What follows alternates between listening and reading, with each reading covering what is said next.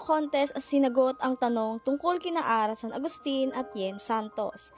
Dahil na rin sa nakikitang closeness nila ni Ara San Agustin sa Itbulaga, tinanong ni Paulo Contes sa Fast Talk with Boy Abunda kung ano ang tunay na relasyon nila ng aktres at kung sila pa ba ni Yen Santos.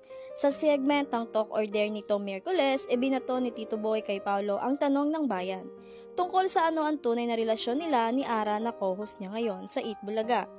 Naging viral sa social media ang ilang video clip at larawan na makikita ang sweetness nila ni Ara. Saan ni Paulo, ganito kasi yon, love triangle kami ni Ara at si Candy naman played by Beto and they just keep posting na Ara side of it. Ayon kay Paulo, ang goal na Itbulaga ay magpasaya ng mga tao na nakikita umano ng publiko ngayon.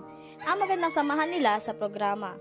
Tinatanong din ni Tito Boy si Paulo na kayo pa ba ni Yen? Yes naman ang mabilis na sagot ng aktor.